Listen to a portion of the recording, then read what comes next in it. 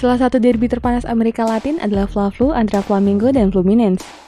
Ini bukan pertandingan sembarangan dan tidak pernah seperti derby lainnya. Dua jiwa di Rio disatukan oleh persaingan unik yang mengobarkan salah satu kota paling menarik di salah satu stadion paling representatif di dunia sepak bola. Seragam masing-masing klub menghiasi orang-orang sana di setiap harinya. Wajar Flamengo dan Fluminense bukan hanya dua klub sepak bola di kota utama, mereka adalah paling sukses dalam sejarah kejuaraan Carioca.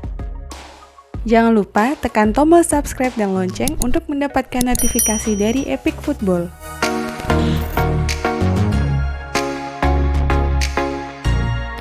Derby Fla-Flu membagi salah satu kota terbesar di dunia. Hadiah berupa kebanggaan atas lebih dari 11 juta warganya adalah sesuatu yang tidak boleh dilewatkan. Derby ini adalah pertandingan yang wajib dinikmati layaknya teater sepak bola sungguhan, di mana setiap orang dapat melihat sekilas penderitaan, kegembiraan, hasrat, dan emosi dari pertandingan Derby Fla-Flu secara langsung. Dari awal hingga sekarang, lebih dari 1 abad kemudian, pasang surut derby ini semakin meningkat setiap tahun. Ada perbedaan kelas dalam hal latar belakang masing-masing klub ini.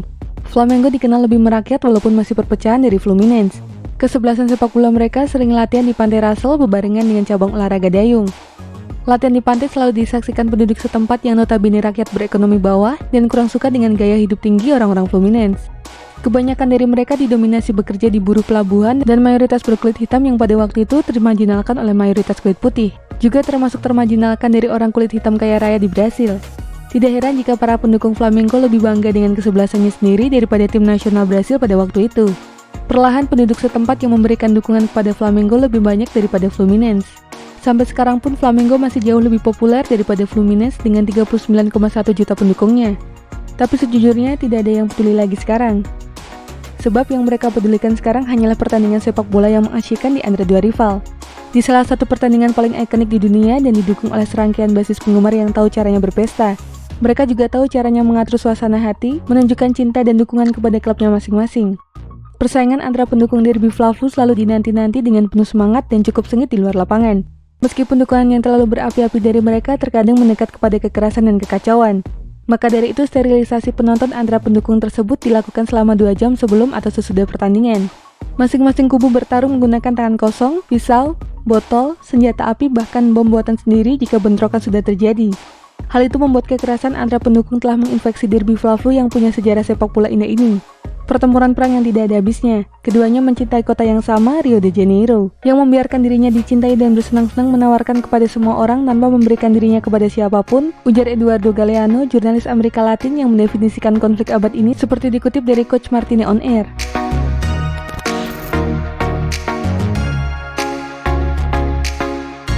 Rivalitas antara keduanya juga mempengaruhi produk kesebelasannya masing-masing. Pada 2015, Fluminense punya kontrak kerjasama dengan Adidas dan akan menjadi kesepakatan baru. Kemudian Adidas juga akan menjalin kesepakatan dengan Flamengo. Pendukung Fluminense yang bernama Young Flu menekan petinggi klub agar menghentikan kerjasama dengan Adidas dan pindah ke pabrikan lainnya. Mereka juga mengkampanyekan anti-Adidas melalui media sosial. Derby Fla-Flu adalah sandiwara terbesar dari sekedar pertandingan lainnya di Brasil. Asumsi itu karena pertandingan Derby Fla-Flu selalu melahirkan momen yang dramatis dan menentukan sekaligus menjadi ciri khas identitas sepak bola kota Rio. Pernah terjadi keributan di lapangan karena invasi setelah Flamengo mendapatkan penalti dari wasit pada pertandingan 22 Oktober 1916. Atau 3 kartu merah dan 15 kartu kuning pernah dikeluarkan wasit saat Derby Fla-Flu pada 22 September 2005.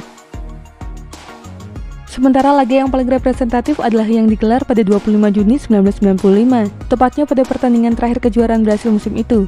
Selama pertandingan itu berjalan luar biasa, Renato Gaucho, pemain Fluminense, mencetak gol penentu memakai perutnya. Golnya itu menentukan kemenangan Fluminense dengan skor 3-2, sekaligus mendapatkan gelar dengan 1 poin di atas Flamengo pada klasemen akhir. Singkatnya, ini adalah hal gila dan setidaknya tidak disarankan untuk orang yang lemah hati. Akar sepak bola memang ditunjukkan ke seluruh penjuru dunia, tetapi resapilah atmosfer Derby Fla-Flu. Pertandingan ini punya sejarah panjang dan selalu ada pertempuran baru yang diperjuangkan.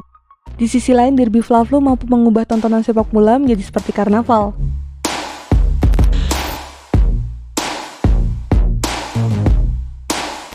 Pertemuan pertama Derby Fla-Flu pada 7 Juli 1912 yang berakhir kemenangan Fluminense dengan skor 3-2.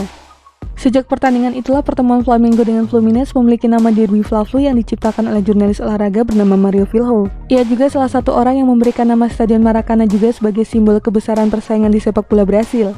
Maracana bukan hanya sebuah stadion, ini adalah yang terbaik, salah satu stadion sepak bola terbesar di dunia. Tempat itu sendiri seperti menuntut tontonan dua persaingan hebat ke dalam sarang singa dengan harapan yang benar-benar istimewa. Salah satunya karena selalu hidup ketika menjadi tuan rumah Derby Fla-Flu. Pertandingan itu bisa mengundang hampir 195.000 orang pada 1963 di Stadion Maracana, meskipun mereka menghadiri derby yang berakhir tanpa gol pada laga tersebut. Angka penonton yang mengejutkan dan tidak pernah terulang hingga saat ini, angka yang hanya bisa dilakukan oleh Derby Fla-Flu. Maracana sudah menjadi rumah masing-masing kesebelasan ini selama lebih dari 50 tahun. Sebanyak 80.000 penonton berduyun-duyun ke tempat yang begitu dikenali, membawa serta suasana seperti festival di mana jalanan telah dikotori. Berjalan melalui jalan-jalan di Laranjeiras atau melintasi kota Rio di mana akan diberikan kesan dukungan abadi. Pada tahun 1963, saya datang untuk menonton Derby Fla-Flu dan 177.000 penonton berada di sana, sebuah rekor untuk pertandingan sebuah klub. Saya juga ingat ketika keluar dari koridor ke stadion dan terkesan oleh warna-warni di sana, Celota Zico, mantan pemain Brasil seperti dikutip di Football Times. Di sana menjadi rumah spiritual sepak bola Brasil yang selalu dibanjiri bendera, spanduk, dan kembang api untuk merayakan sebuah pertandingan. Jumlah penonton yang banyak dan penuh sesak itu juga yang membuat Derby Fla-Flu dilabeli The Derby of the Crowd atau derby dari kerumunan.